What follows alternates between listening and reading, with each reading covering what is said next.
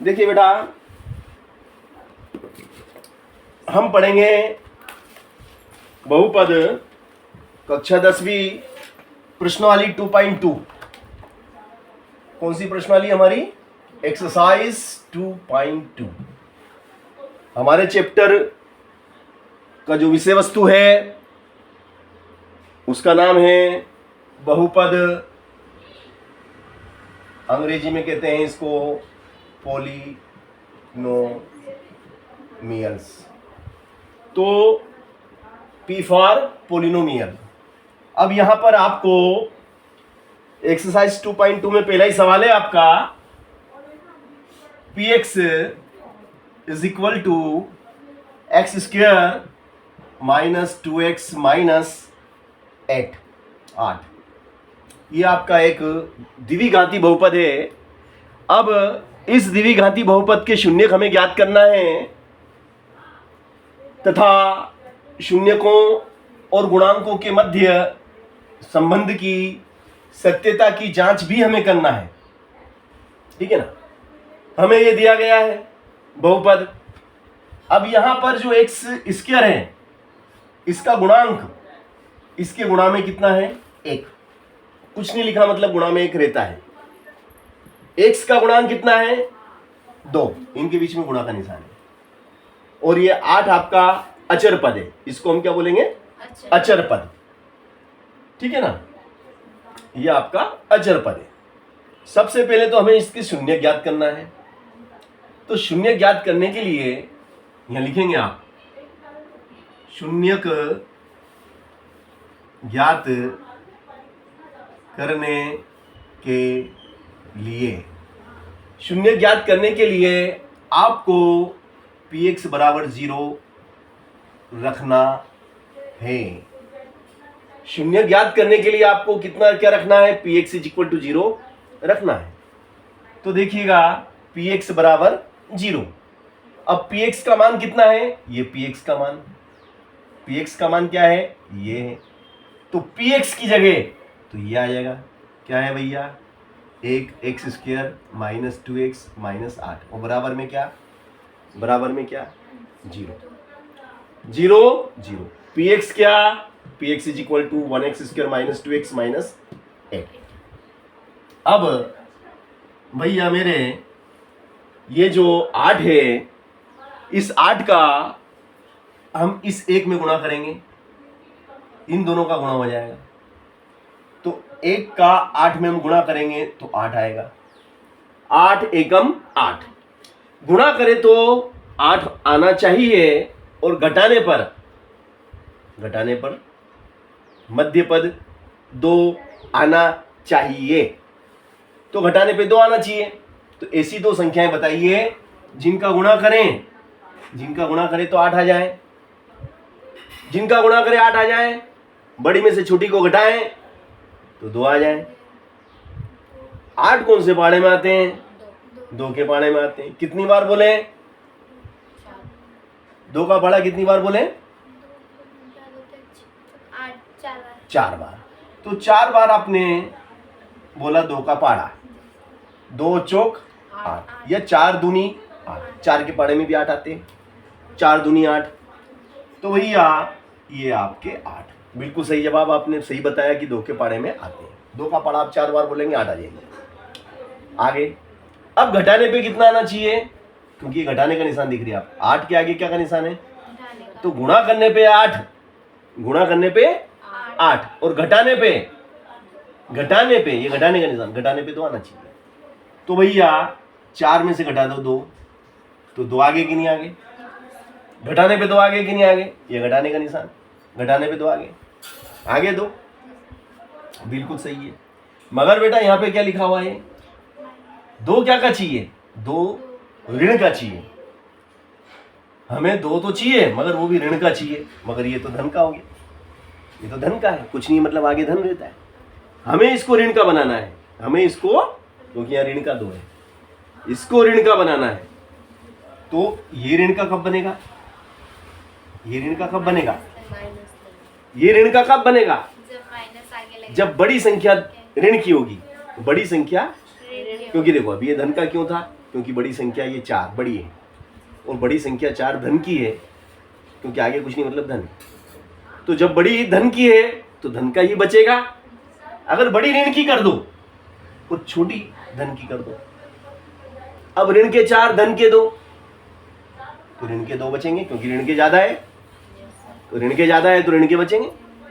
अब साथ में क्या है, 2 के साथ क्या है, x, तो भैया यहाँ पे भी x लगा दो, यहाँ पे भी x लगा दो, और यहाँ पे भी x लगा दो।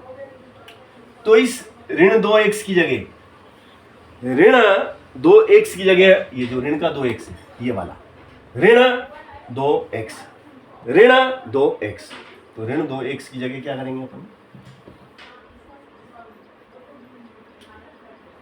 ऋण 2x की जगह क्या लिखेंगे, देखो ऋण 2x की जगह क्या लिखेंगे, ऋण के 4x, फिर धन के 2x, और ऋण के 8 बराबर 0, है ना। अब एक ग्रुप तो आपका ये बन गया और एक ग्रुप आपका ये बन गया। अब इसमें से कॉमन लेना आपको, क्या लेना है, कॉमन बताओ क्या आएगा, इसमें से कॉमन क्या आएगा आपका, x इसमें और x इसमें, x बाहर आ गया। अब x की 2 घात है, उसमें से एक x आपका कॉमन आ चुका है, एक बचेगा ऋण का, ये वाला x बोले बाहर आ गया, ये वाला x बाहर आ गया, क्या रह गया ऋण का 4, धन 2,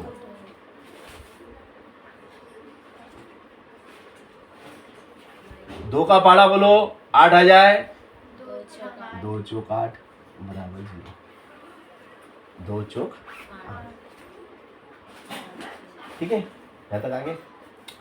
अब भैया ये वाला ब्रैकेट और ये वाला ब्रैकेट सेम है कि नहीं है, सेम ब्रैकेट है, तो कॉमन ले लो, x माइनस 4,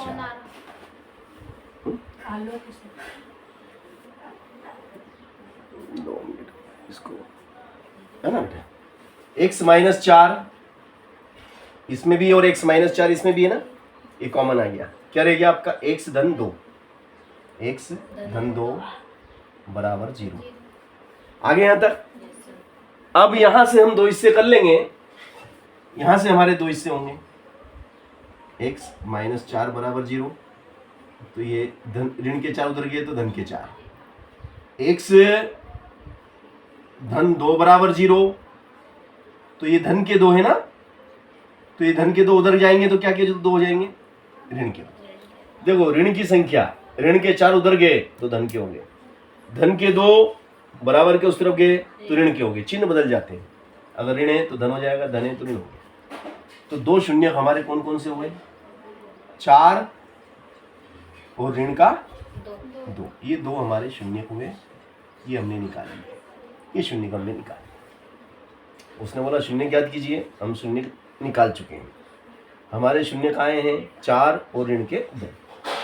अब इसमें एक और चीज लिखी हुई है कि शून्यकों तथा गुणांकों के मध्य, शून्यकों यानी कि ये और गुणांकों, ये गुणांक के मध्य संबंध की सत्यता की जांच कीजिए।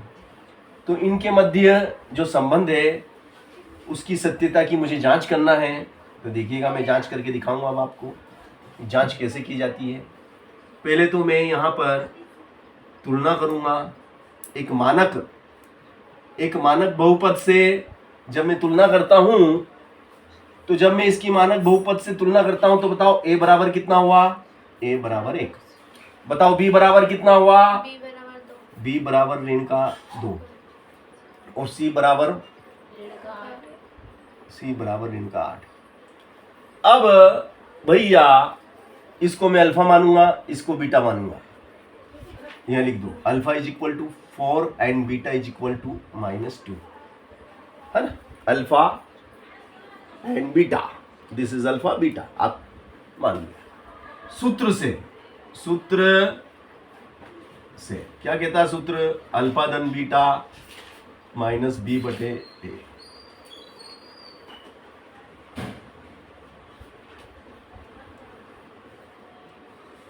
अल्फा बोले तो कितना, अल्फा बोले तो 4 और बीटा कितना, -2।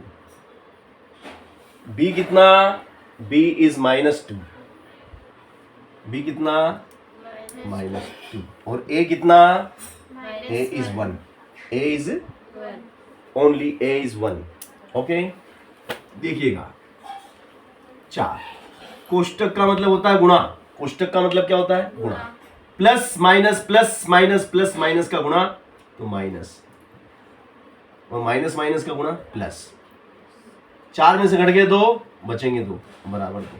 देखो दोनों बराबर, सेम टू सेम, LHS बराबर RHS।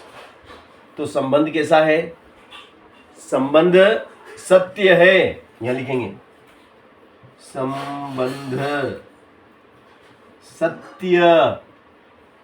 ये संबंध की सत्यता की जांच, दोनों तरफ सेम आना चाहिए, दोनों तरफ अगर सेम आते हैं तो संबंध सत्य है।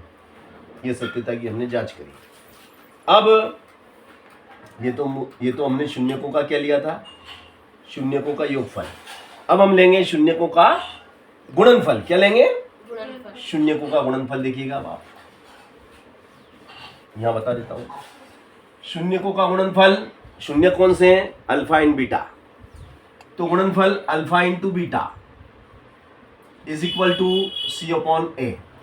Alpha is 4, beta is -2, C बोले तो -8 और A बोले तो 1, 4 दूनी 8, गुणा हो गया ऋण, और ऋण का 8, नीचे तो 1 रहता है। बोलो संबंध सत्य है कि नहीं है, सत्य है, क्योंकि दोनों तरफ सेम। संबंध सत्य है, संबंध सत्य है,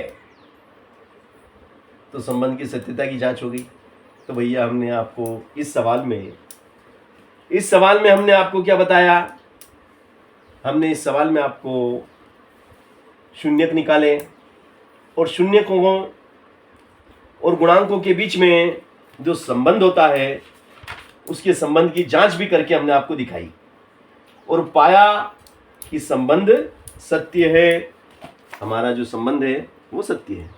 कठिन सवाल था क्या, चलो एक सवाल और इसी टाइप का हम करेंगे, है ना। मैं उसको फोन कर दूं।